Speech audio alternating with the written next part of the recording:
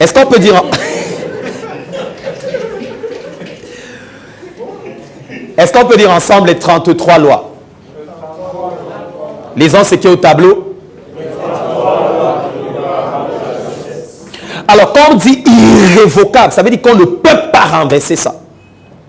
On ne peut pas changer. Le mot irrévocable veut dire que c'est inchangeable, c'est indestructible, c'est indiscutable. C'est pourquoi la richesse ne connaît pas la couleur de peau.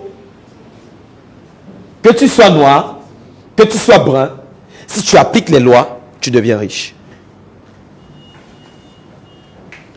Alors, avant d'y arriver, donc, je vais donner 4 prérequis.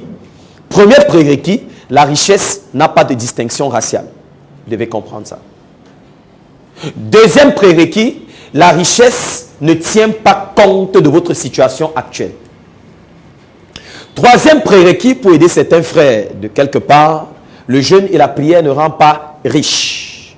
J'ai publié ça sur ma page. Dernièrement, j'ai mis ça sur ma page. Quelqu'un t'a menti que le jeûne et la prière, ça ne rend pas riche. Non, non, non, c'est autre chose. Ça ne rend pas riche. Non. Et le quatrième prérequis, c'est que la richesse est constructible. On la construit.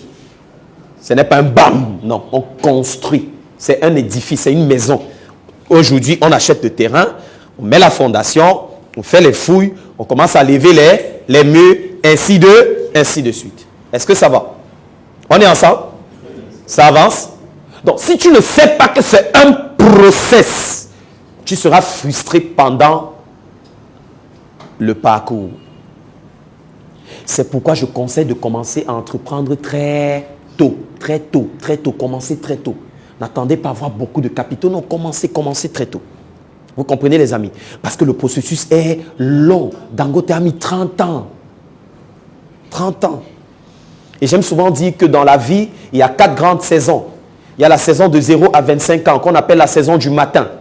Ça, c'est lorsque tu peux encore commettre des erreurs. Oui, tu as échoué 4 fois le bac, tu as fait les trucs, les erreurs sont encore permissibles.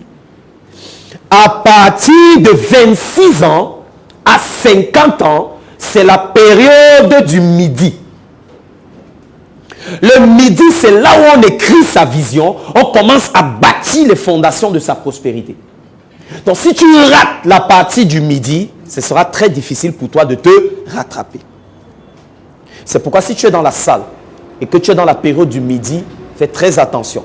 C'est une période où tu ne dois plus penser salariat. Tu dois penser salariat et comment entrer en entrepreneuriat. J'aime souvent dire, comme le coach Ricardo Kanyama, on ne se lève pas le matin pour dire que je quitte mon emploi. C'est même quelle histoire ça? Je vais devenir entrepreneur. On va te mettre au centre psychiatrique des gynécos qui est ici à Yaoundé. Tu es fou. Hein? La richesse commence par le salariat. On vous a menti. Ça commence par un revenu. Et le tout premier revenu, c'est le salaire. Arrêtez d'insulter les gens sur les réseaux sociaux. Des personnes, oh, si tu es salarié, tu es maudit. Si tu es salarié, c'est machin. En fait, salarié dans le sens où tu veux demeurer salarié, c'est ça qui est une malédiction. Parce que tu ne seras jamais prospère avec un salaire. Jack Ma, l'homme le plus riche actuellement de la Chine, a dit ceci. Il a dit quoi? Il a dit que si tu n'as qu'une seule source de revenu, entre parenthèses salaire, tu as déjà un pas dans la pauvreté. Il a totalement raison. Mais dans le parcours de la grandeur et de la richesse, tous les milliardaires ont eu un salaire.